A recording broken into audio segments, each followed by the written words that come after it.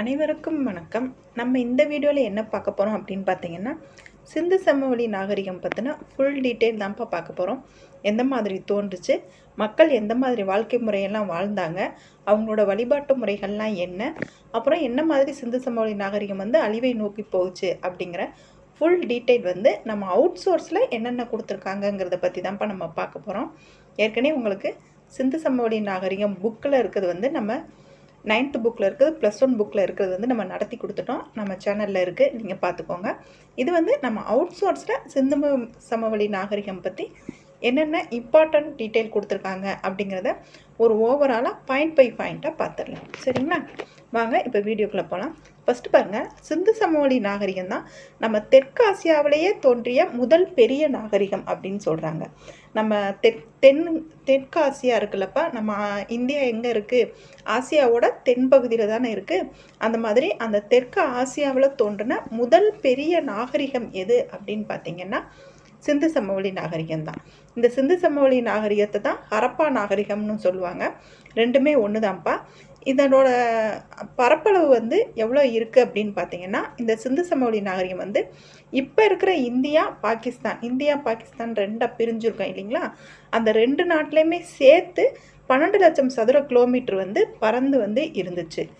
இது காலம் எப்போ அப்படின்னு பார்த்தீங்கன்னா, கிமு 2700 கிமு 1900 வரைக்கும் இந்த சிந்து சமவெளி நாகரிகம் இருந்துச்சு அப்படின்னு சொல்கிறாங்க. கிட்டத்தட்ட 800 ஆண்டு காலம் நீடிச்சிச்சுன்னு சொல்கிறாங்க. இப்போ சிந்து சமவெளி நாகரிகத்தோட சிறப்பு அம்சங்கள் என்னென்ன இருந்துச்சு அப்படிங்கிற டீட்டெயில் பார்க்கலாம். இதனோட நாகரிக காலம் கிட்டத்தட்ட 800 ஆண்டுகள். இதை கரெக்டாக பார்த்துக்கோங்கப்பா. கிமு 2700லேருந்து கிமு 1900 வரைக்கும் அந்த சிந்து நதியோட பள்ளத்தாக்குகளில் மக்கள்கள் அந்த ஆற்றங்கரையோரம் இருக்குது இல்லைங்களா, அந்த இடத்துல இவங்க வசித்ததுனால இந்த நாகரிகத்துக்கு சிந்து சமவெளி நாகரிகம் அப்படின்னு பேர் வந்துச்சு அப்படின்னு சொல்கிறாங்க. ஃபஸ்ட்டு நகர வாழ்க்கையின் ஆரம்பம் எங்கே நடந்துச்சு அப்படின்னா இந்த சிந்து நதிக்கரையில் தான் நடந்துச்சு அப்படிங்கிறாங்க. அதுக்கடுத்து ஒரு நாகரிகம் தோன்றிய இடம் இருக்கும் பார்த்தீங்களா, எந்தெந்த இடத்துல தோன்றுச்சு, அது இப்போ பாகிஸ்தானில் இருக்கா இல்லை இந்தியாவில் இருக்கா, அதை யார் தொல்பொருள் ஆராய்ச்சி மூலமாக கண்டுபிடிச்சாங்க அப்படிங்கிறத பார்க்கலாம். ஹரப்பா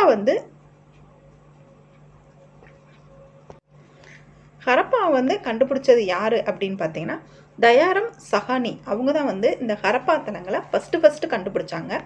எப்போ கண்டுபிடிச்சாங்கன்னா 1921 கண்டுபிடிச்சாங்க. இந்த ஹரப்பன் நாகரிகம் இப்போ எங்கே இருக்குதுன்னு பார்த்தீங்கன்னா பாகிஸ்தானில் பஞ்சாப் அப்படிங்கிற பகுதியில் தான் ஹரப்பா நாகரிகம் இருந்திருக்கு. அதோட மாவட்டம் என்னன்னு பார்த்தீங்கன்னா மாண்ட் குமரி அப்படிங்கிற மாவட்டத்தில் பஞ்சாபில் இருக்குது.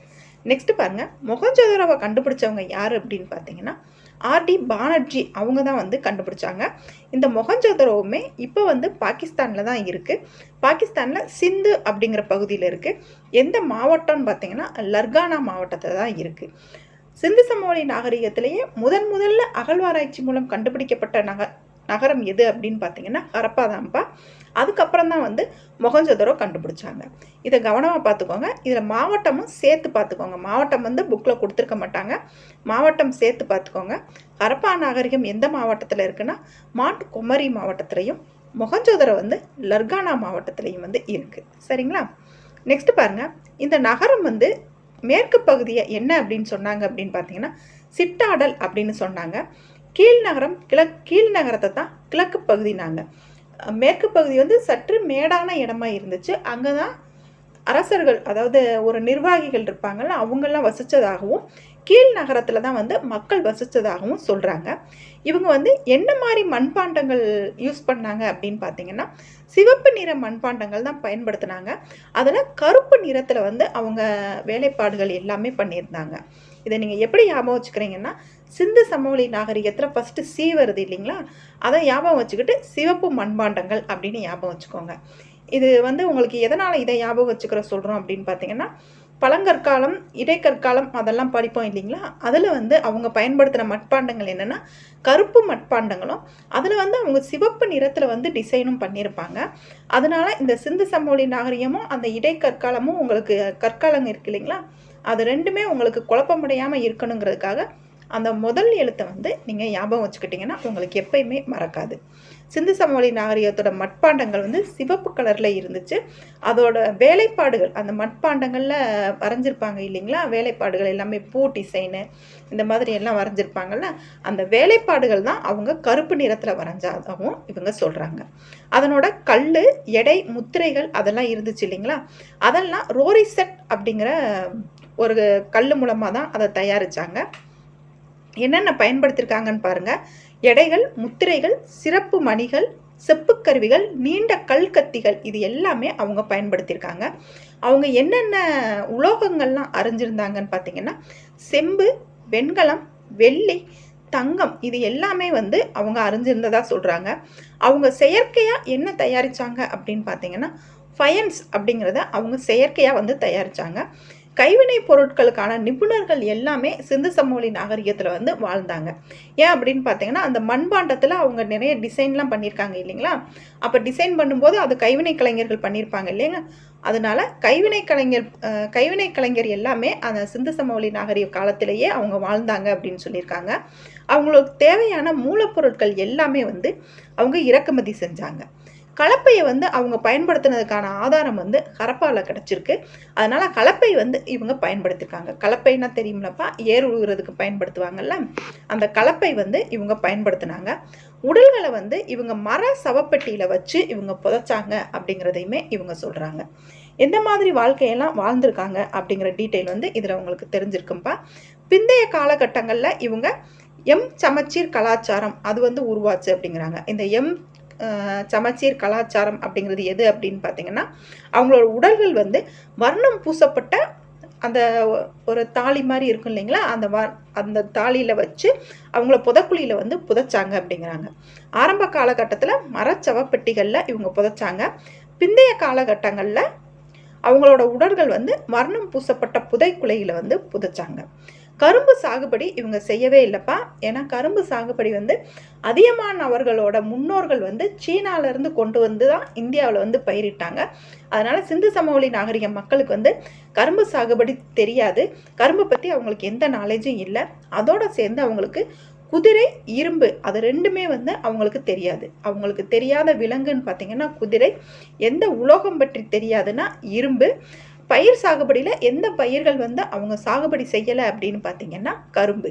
இதுதான் வந்து சிந்து சமவெளி நாகரிகங்கள் வந்து எந்த மாதிரி அவங்க வாழ்க்கையை வாழ்ந்தாங்க அப்படிங்கிறது. நெக்ஸ்ட்டு சிந்து சமவெளி நாகரிகத்தோட சிறப்புகள் என்னென்ன அப்படின்னு சொல்லி நம்ம இண்டிவிஜுவலாக பார்த்துடலாம்ப்பா.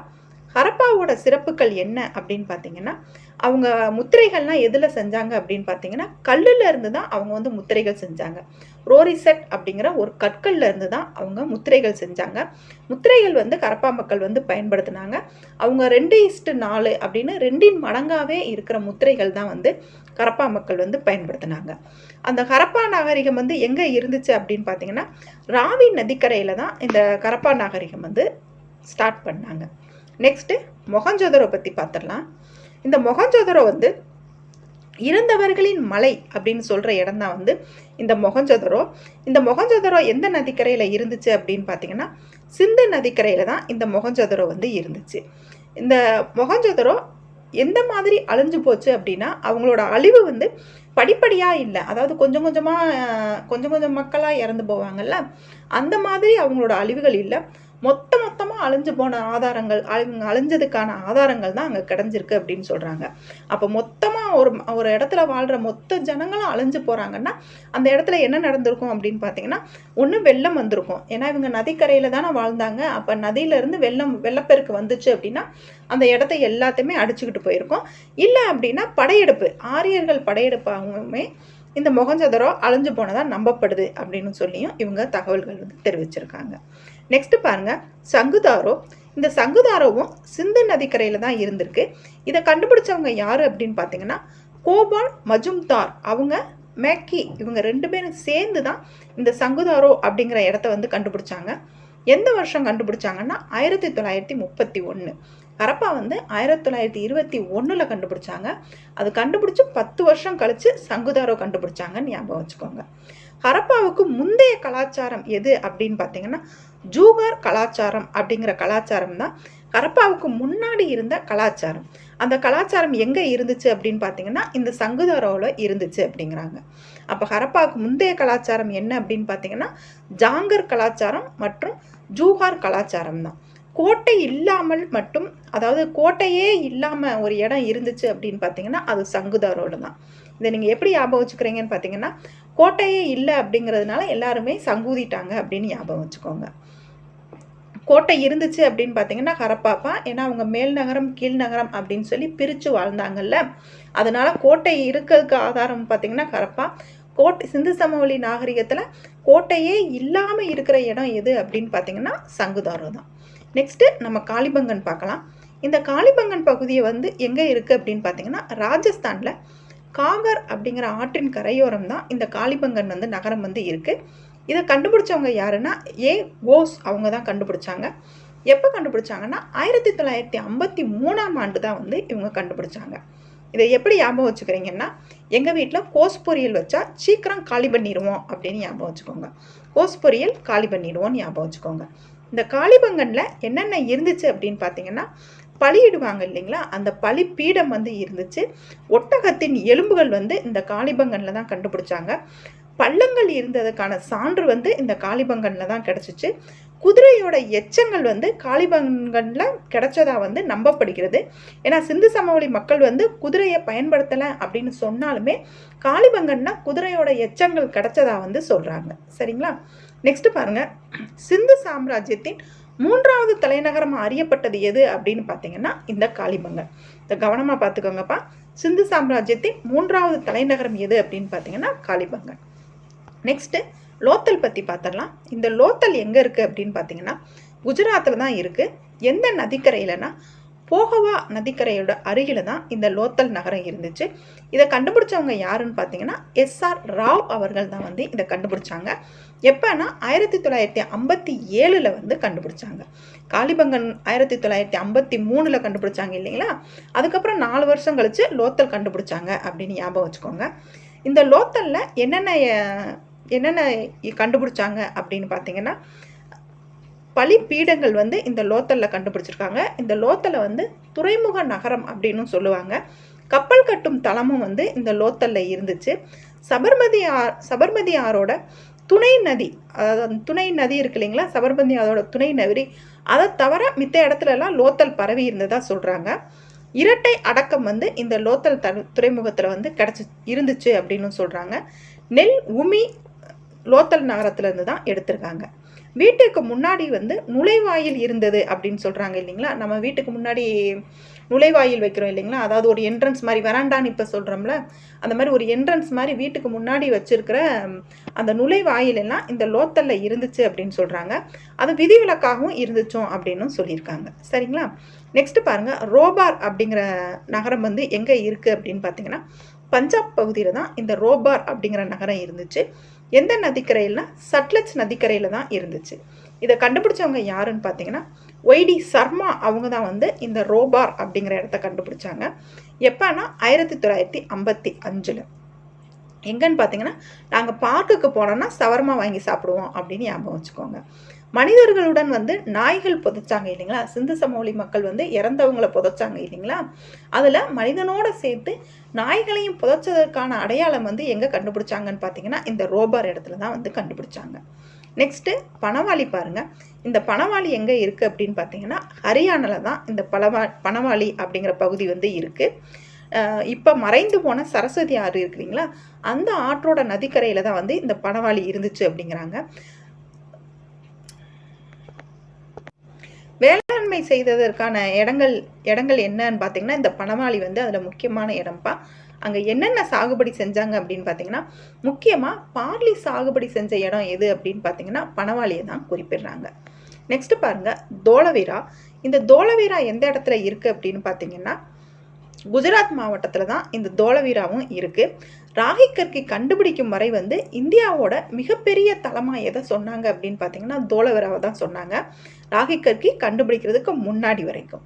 இது குஜராத்தில் ராணாப் கட்ச் அப்படிங்கிற காதிர்பெய்ட்டில் அப்படிங்கிற இடத்துல தான் வந்து இந்த தோலவெரா வந்து அமைந்திருக்கு. இதை கண்டுபிடிச்சவங்க யார் அப்படின்னு பார்த்தீங்கன்னா ஜோசி ரவீந்திர சிங். அவங்க தான் வந்து இந்த தோலவெராவை கண்டுபிடிச்சாங்க. எப்போனா 1990 தான் இதை வந்து கண்டுபிடிச்சிருக்காங்க. இந்த பகுதி வந்து எந்த மாதிரி இருக்குது அப்படின்னு பார்த்தீங்கன்னா 3 பாகங்களாக வந்து இந்த தோலவெரா பகுதி வந்து இருக்குது. ப்ளஸ் விழாக்கள்லாம் நடத்துவோம் இல்லைங்களா, அதாவது ஒரு பெரிய பெரிய ஃபெஸ்டிவல்லாம் நடத்துவோம் இல்லைங்களா, அப்படி நடத்துறதுக்கான பெரிய பிளே கிரவுண்டு மாதிரி திறந்த வெளி வந்து இந்த தோலவெரா பகுதியில் இருந்துச்சு. ஹரப்பன் எழுத்துக்களில் பெரிய எழுத்துக்கள் வந்து பெரிய பெரிய 26 வகையான எழுத்துக்கள் வந்து ஹரப்பா பகுதியில் கிடச்சிச்சு. அதில் பெரிய எழுத்துக்கள் இருந்ததான கையெழுத்து பலகைகள் வந்து இந்த தோலவெரா இடத்துல தான் வந்து கண்டுபிடிச்சிருக்காங்க. நெக்ஸ்ட் பாருங்க, சிந்துவெளி மக்களோட மதங்கள், அவங்க எந்த மாதிரி வழிபாட்டு முறைகள்லாம் இருந்துச்சு, அவங்க என்ன மாதிரி மதங்களை பின்பற்றினாங்க அப்படிங்கிறத பார்த்தீங்க அப்படின்னா, அவங்க முதல் வணங்கின அவங்களோட முதன்மையான தெய்வம் எதுன்னு பார்த்தீங்கன்னா லார்ட் சிவா தான். சிவனை தான் அவங்க ரொம்ப முதன்மையாக வந்து வழிபட்டாங்க. பசுபதி மகாதேவ் அப்படிங்கிற பேரில் வந்து வழிபட்டாங்க. ப்ளஸ் இவங்க தாய் தெய்வ வழிபாடுமே வச்சுருந்தாங்க. இயற்கையும் வணங்கினாங்க, விலங்குகளையுமே வந்து இவங்க வழிபாடு செஞ்சாங்க. புறா, பீப்பல் மரம், நெருப்பு, யூனிகார்ன், இது எல்லாமே அவங்க வழிபாடு செஞ்சாங்க. இதெல்லாம் எதன் மூலம் தெரிஞ்சுக்கிட்டாங்க அப்படின்னு பார்த்தீங்கன்னா, அவங்கள வந்து ஒரு பானையில் போட்டு புதைச்சாங்கல்ல, அந்த பானையில் வந்து தாயத்துக்கள்லாம் அந்த பானையிலேருந்து கிடச்சிச்சு. நெக்ஸ்ட்டு இவங்க சிலை வழிபாடுமே இவங்க நடைமுறையில் இருந்துச்சு அப்படிங்கிறாங்க. ஏன்னா ஒரு பெண்ணை வந்து இவங்க தெய்வமாக வழிபட்ட முறை வந்து இருந்ததுக்கான ஒரு சிலை வந்து இவங்க கண்டுபிடிச்சிருப்பாங்க. நெக்ஸ்ட் பாருங்கள், இவங்க பெண் தெய்வம் வழிபட்டாலுமே சிலை வழிபாடு வழிபட்டாலுமே கோயில்கள் வந்து எதுவுமே இவங்க கட்டலை. ஏன்னா இயற்கை சிவன் இவங்களெல்லாம் வழிபட்டாலும் அதற்கான கோயில்கள் இப்போ நம்ம கோயில்கள் ஒரு இடம் கட்டி அந்த இடத்துல நம்ம சாமி சிலை பிரதிஷ்டை பண்ணி அங்கே வணங்குறோம் இல்லைங்களா, அது மாதிரி கோயில்கள் கட்டி இவங்க வழிபடலை அப்படின்னு சொல்கிறாங்க. அதனால் சிந்து சமவெளி நாகரிகத்தில் கோயில்கள்லாம் இல்லை. இந்து மத நடைமுறைகளுக்கு ஒற்றுமை, அதாவது இப்போ இந்து மதம் நடைமுறை வந்து ஒற்றுமை இருக்குது இல்லைங்களா, தற்போதைய வடிவத்தில் உருவாகிறதுக்கு இந்த சிந்து சமவெளி நாகரிகம் தான் காரணமாக இருந்துச்சு அப்படின்னு சொல்லியிருக்காங்க. நெக்ஸ்ட் பாருங்கள், சிந்து சமவெளி நாகரிகத்தில் வந்து சாதி அமைப்பு அப்படிங்கிற ஒரு கட்டுப்பாடே அவங்கக்கிட்ட இல்லாமல் தான் இருந்துச்சு அப்படின்னு சொல்லியிருக்காங்க. நெக்ஸ்ட்டு சிந்து சமவெளி சமூகம் மற்றும் கலாச்சாரம், அவங்களோட கலாச்சாரங்கள்லாம் எந்த மாதிரி இருந்துச்சு அப்படின்னு பார்த்தீங்கன்னா, அவங்களோட எடைகள் மற்றும் அளவீடுகள் எந்த மாதிரி இருந்துச்சு அப்படின்னா 2 மடங்காக தான் இருந்துச்சு. 2, 4, 8 அப்படின்னு சொல்லி அவங்களோட அளவீடுகள் வந்து 2 மடங்காக தான் இருந்துச்சு. பிக்டோகிராபி அப்படிங்கிற எழுத்து வடிவ முறை அவங்ககிட்ட இருந்துச்சு. ஆண்களும் பெண்களும் வந்து அவங்க சம அந்தஸ்தில் தான் வச்சுருந்தாங்க, எந்த வேறுபாடுமே இல்லாமல் வச்சுருந்தாங்க. பொருளாதார சமத்துவமின்மையும் சமத்துவ சமூகமும் இல்லாமல் வந்து இருந்துச்சு. அதாவது நீ பெரியவன் நான் பெரியவன் அப்படிங்கிற பொருளாதார சமத்துவமின்மை வந்து அந்த இடத்துல இல்லை. ப்ளஸ் அவங்க நெசவு தொழில் வந்து அவங்க செஞ்சாங்க அப்படிங்கிறதுக்கான ஆதாரமும் கிடச்சிருக்கு. நூற்பு, அதாவது நூல் வந்து நூற்றாங்க அப்படிங்கிறதுமே அங்கே கிடச்சிருக்கு. நெக்ஸ்ட் பாருங்கள், இவங்களோட இறந்தவங்களை எந்த மாதிரியெல்லாம் புதைச்சாங்க அப்படிங்கிறது வந்து இவங்க 3 விதமாக வந்து சொல்கிறாங்க. அது என்னென்ன அப்படின்னு சொல்லி பாருங்கள். ஃபஸ்ட்டு வந்து இவங்க அடக்கம் பண்ணாங்க, அதாவது தகனம் செய்கிறாங்க இல்லைங்களா, இறந்து போனவங்கள அந்த மாதிரி தகனம் செய்கிறாங்க. அதுக்கு பின்னாடி இவங்க என்ன செய்கிறாங்க அப்படின்னா பிந்தைய தகனம் அப்படின்னு சொல்லியும் 3 விதமாக செய்கிறாங்க. அதாவது அடக்கம், தகனம் மற்றும் பிந்தைய தகனம் அப்படிங்கிற 3 வகையிலையுமே வந்து இவங்க அடக்கம் செஞ்சுருக்கதா வந்து சொல்லப்படுது. பெரும்பாலான மக்கள் வந்து இவங்க எந்த மாதிரி அடக்கம் பண்ணாங்க அப்படின்னா இறந்தவர்களை அதாவது முதுமக்கள் தாலி இருக்குல்லப்பா, அந்த தாலியில் வச்சு அவங்களுக்கு பிடிச்சமான பொருட்கள், அவங்க யூஸ் பண்ண பொருட்கள், அவங்க என்னென்ன அவங்களுக்கு சாப்பிட்றதுக்கு பிடிக்கும் அதெல்லாம் வச்சு அவங்களுக்கு என்னென்ன உலோகங்கள் பிடிக்கும் அந்த மாதிரி அவங்க பயன்படுத்தின உலோகங்கள் அதையெல்லாம் அந்த தாலியில் வச்சுமே புதைச்சதாக வந்து நம்பப்படுது. நெக்ஸ்ட் பாருங்கள், சிந்து சமவெளி நாகரிகத்தின் வீழ்ச்சிக்கு என்ன காரணம் சொல்கிறாங்க அப்படின்னு பார்த்தீங்கன்னா, பல்வேறு காரணங்கள் வந்து சிந்து சமவெளி நாகரிகத்தின் வீழ்ச்சிக்கு காரணங்களை வந்து சொன்னாலுமே ஐஐடி காரக்பூர் அவங்க வந்து இந்திய தொல்லியல் துறையின் சமீபத்தில் அவங்க ஆய்வு பண்ணி இவங்க நாகரிகத்தோட வீழ்ச்சிக்கு காரணம் என்ன அப்படின்னு சொல்கிறாங்கன்னு பார்த்தீங்கன்னா, பருவமழை தான் இவங்களோட வீழ்ச்சிக்கு வந்து முக்கியமான காரணமாக இருந்திருக்கு அப்படின்னு இவங்க ஐஐடி காரக்பூர் மாணவர்கள் வந்து அவங்க ஆராய்ச்சி பண்ணி அவங்க சொல்லியிருக்காங்க. இந்த சிந்து சமவெளி நாகரிகம் வந்து உங்களுக்கு புக் சோர்ஸ் போக அவுட் சோர்ஸ் நீங்கள் படிக்க வேண்டியது இவ்வளோதான்ப்பா. இதை தாண்டி உங்களுக்கு எந்த கொஸ்டினுமே வராது. இப்போ நம்ம சொன்னதுலேருந்து உங்களுக்கு இம்பார்ட்டண்ட்டாக என்னென்ன ஞாபகம் வச்சுக்கணும் அப்படிங்கிறத ஒரு ஓவராலாக பார்க்கலாம் வாங்க. இதில் இம்பார்ட்டன்ட் பாயிண்ட்ஸ் மட்டும் உங்களுக்கு கடகடன்னு ஒரு நிமிஷத்தில் ஒரு ஷார்ட் ரிவிஷன் மாதிரி பார்த்துடலாம்ப்பா. நம்மளோட தெற்காசியாவில் முதல் பெரிய நாகரிகம் எது அப்படின்னு பார்த்தீங்கன்னா சிந்து சமவெளி நாகரிகம் தான். எவ்வளவு ஆண்டுகள் இருந்துச்சு அப்படின்னு பார்த்தீங்கன்னா 800 ஆண்டுகள். சிந்து சமவெளி நாகரிகம் தான் ஹரப்பா நாகரிகம் அப்படின்னு சொல்லி அழைக்கிறாங்க. இந்த ஹரப்பாவை கண்டுபிடிச்சவங்க யாருன்னு பார்த்தீங்கன்னா தயாரம் சாகனி அவர்கள் 1921 கண்டுபிடிச்சிருக்காங்க. ஹரப்பா வந்து பஞ்சாப் மாவட்டத்தில் பாகிஸ்தானில் இருக்கிற இடத்துல மான் கோமரி அப்படிங்கிற மாவட்டத்தில் இருக்குது. மொஹஞ்சதாரோவை கண்டுபிடிச்சவங்க யாருன்னு பார்த்தீங்கன்னா ஆர்டி பானர்ஜி அவர்கள். இது எங்கே இருக்குதுன்னு பார்த்தீங்கன்னா பாகிஸ்தானில் சிந்துவில் லர்கானா மாவட்டத்தில் தான் இந்த மொஹஞ்சதாரோ வந்து இருக்குது. நெக்ஸ்ட் பாருங்கள், நகரத்தின் மேற்கு பகுதி வந்து சிட்டாடல் அப்படின்னு சொல்லியிருக்காங்க. கீழ்நகரம் வந்து மக்கள் வாழ்ந்த இடமா வந்து சொல்லியிருக்காங்க. இவங்களோட மண்பாண்டங்கள் எந்த மாதிரி இருக்குன்னு பார்த்தீங்கன்னா சிவப்பு நிறத்துலையும் அதில் கருப்பு நிறத்தில் வந்து டிசைன் பண்ணியிருந்தாங்க. இவங்க அறிந்திருந்தது எதுன்னு பார்த்தீங்கன்னா செம்பு, வெண்கலம், வெள்ளி, தங்கம் இதெல்லாம் வந்து இவங்க அறிஞ்சிருந்தாங்க. கைவினை பொருட்கள் செய்கிறதுக்கான நிபுணர்களும் வந்து சிந்து சமவெளி நாகரிகத்தில் வந்து இருந்தாங்க. இவங்க வந்து விவசாயம் பண்ணுறதுக்கு கலப்பையும் வந்து இவங்க பயன்படுத்தினாங்க. கரும்பு சாகுபடி வந்து இவங்க சிந்து சமவெளி நாகரிக காலத்தில் வந்து செய்யலை. குதிரை, இரும்பு இது ரெண்டுமே வந்து இவங்க பயன்படுத்தலை. நெக்ஸ்ட் பாருங்கள், இந்த மொஹஞ்சதாரோவை தான் இறந்தவர்களின் மலை அப்படின்னு சொல்லி இந்த மொஹஞ்சதாரோவை அழைக்கிறாங்க. சங்குதாரோ அதை கண்டுபிடிச்சவங்க யாருன்னு பார்த்தீங்கன்னா கோபால் மஜும்தார் மற்றும் மேக்கி 2 பேரும் சேர்ந்து 1931 கண்டுபிடிச்சாங்க. இந்த சங்குதாரோ எங்கே இருக்குதுன்னு பார்த்தீங்கன்னா சிந்து நதிக்கரையில் தான் வந்து இருக்குது. கோட்டைகள் இல்லாமல் இருந்த நகரம் எதுன்னு பார்த்தீங்கன்னா இந்த சங்குதாரோ தான். காளிபங்கன் எங்கே இருக்குன்னா ராஜஸ்தானில் காகர் ஆற்றங்கரையில் தான் வந்து இருக்குது. கோஸ் அவங்க தான் கண்டுபிடிச்சாங்க 1953. ஒட்டகத்தின் எலும்புகள் வந்து இந்த காளிபங்கனில் தான் கண்டுபிடிச்சிருக்காங்க. பலிப்பீடங்கள் வந்து காளிபங்கனில் இருந்துச்சு. சிறந்த சாம்ராஜ்யத்தின் 3வது தலைநகரமாக அறியப்பட்டது எதுன்னு பார்த்தீங்கன்னா இந்த காளிபங்கன் தான். நெக்ஸ்ட்டு லோத்தல் வந்து குஜராத்தில் போகவா நதிக்கரையில் தான் வந்து இருக்குது. அதை கண்டுபிடிச்சவங்க யாருன்னா SR ராவ் அவங்க தான் கண்டுபிடிச்சாங்க. 1957 வந்து கண்டுபிடிச்சாங்க. கப்பல் துறைமுகம் வந்து இருந்ததுக்கான இடம் வந்து இந்த லோத்தலில் வந்து இருக்குது. நெக்ஸ்ட்டு ரோபார் அப்படிங்கிற இடம் பஞ்சாபில் சட்லஜ் நதிக்கரையில் தான் இருக்குது. ஒய்டி சர்மா அவங்க 1955 கண்டுபிடிச்சாங்க. மனிதர்களுடன் நாய்கள் சேர்ந்து எங்கே புதைச்சாங்கன்னா இந்த ரோபர் பகுதியில் தான் வந்து புதைச்சாங்க. நெக்ஸ்ட் பாருங்கள், பனவாலி அப்படிங்கிற இடம் வந்து ஹரியானா மாநிலத்தில் தான் இருக்குது. இங்கே பார்லி சாகுபடி செய்ததற்கான அடையாளங்கள் வந்து கண்டுபிடிச்சிருக்காங்க.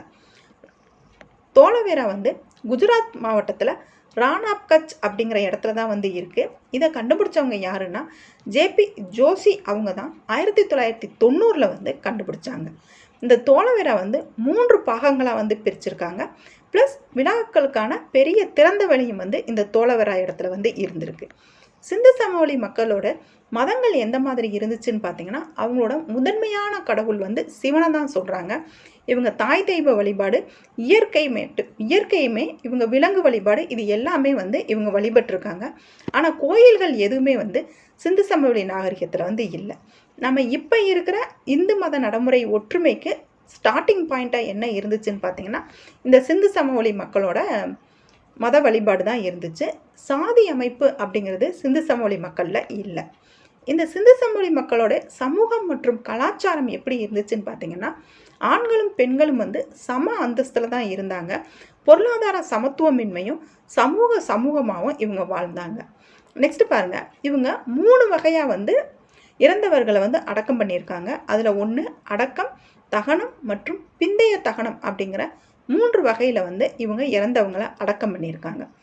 சிந்து சமவெளி நாகரிகம் வந்து எந்த மாதிரி வீழ்ச்சி அடைந்துச்சு அப்படின்னு பார்த்தீங்கன்னா ஐஐடி காரக்பூர் அந்த மாணவர்கள் வந்து தொல்லியல் துறை அவங்களோட சேர்ந்து சமீபத்திய ஆய்வின்படி பலவீனமான பருவமழை காரணமாக தான் வந்து இந்த சிந்து சமவெளி நாகரிகம் வந்து வீழ்ச்சி அடைந்ததாக வந்து சொல்லியிருக்காங்க.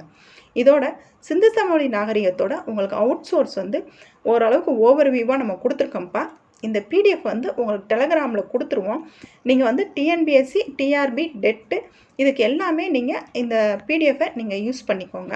அடுத்தடுத்து உங்களுக்கு